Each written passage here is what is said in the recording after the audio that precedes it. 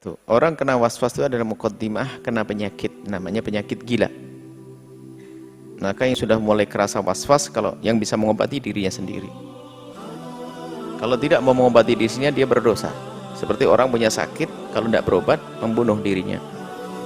Kalau sakit fisik adalah mati. Tapi kalau ini sakit waswas, kalau tidak memerangi, maka waswas akan berkembang sampai nanti waswas urusan keimanan dan akidah.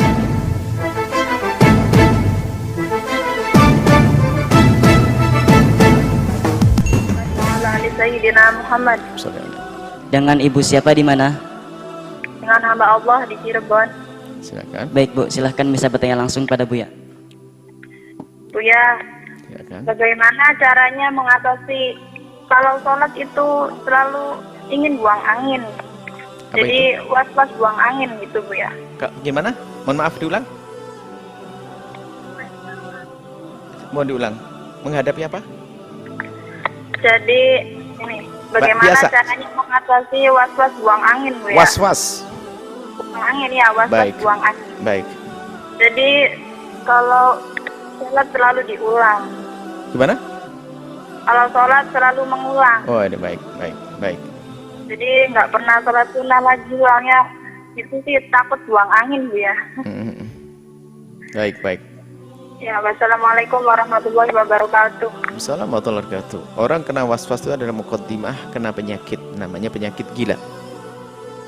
Maka yang sudah mulai kerasa waswas, kalau yang bisa mengobati dirinya sendiri. Kalau tidak mau mengobati dirinya, dia berdosa. Seperti orang punya sakit, kalau tidak berobat, membunuh dirinya. Kalau sakit fisik adalah mati. Tapi kalau ini sakit waswas, kalau tidak memerangi, maka waswas akan berkembang sampai nanti waswas urusan keimanan dan akidah. Hati-hati. Dan harus diobati. Yang obati dirinya sendiri. Dilawan itu semuanya. Seperti kalau kita sakit, dilawan. Minum obat yang pahit. Oh, ini dilawan, sakit, operasi segala macam, itu penyakit itu. Sama. Kalau tidak, hukumnya dosa. Kalau dia dengan sakit waswas, orang kena sakit waswas tapi memerangi, dia dapat pahala memerangi. Seperti orang punya penyakit, dia bertahan dengan kesabarannya.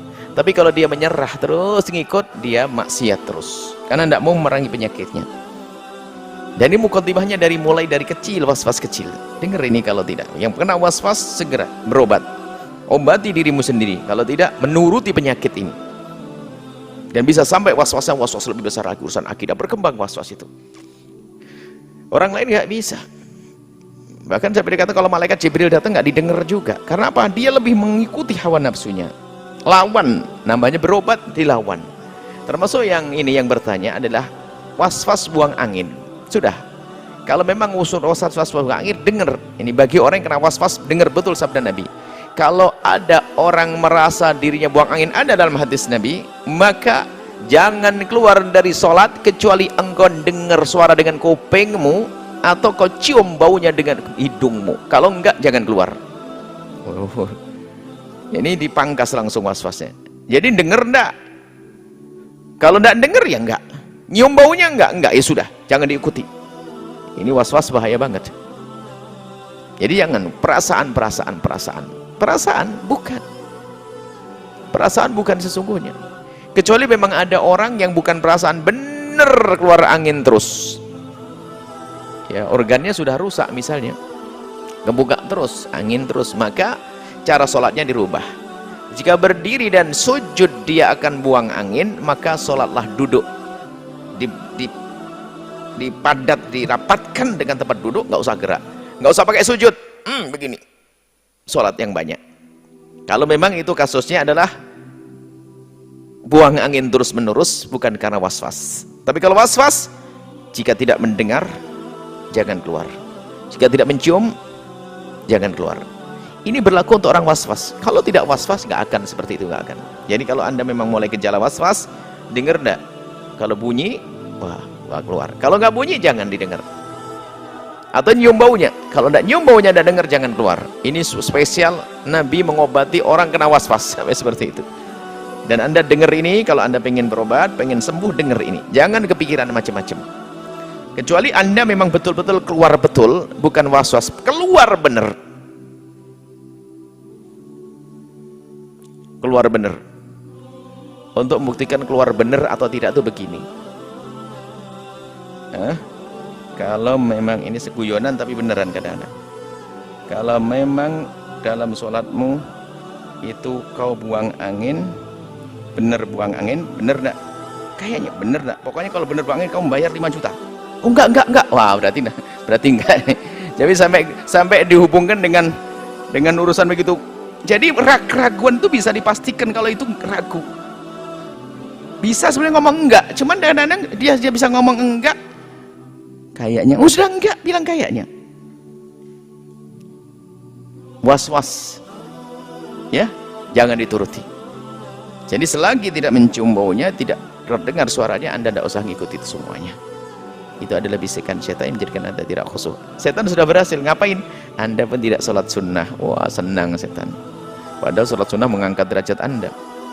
Apalagi sholat fardunya pun juga nggak karu-karuan, sudah nggak khusyuk, buru-buru segala macam. Terus nggak pernah sholat jamaah. Kenapa? Perasaan buang angin terus. Ya, ini sudah setan tepuk tangan.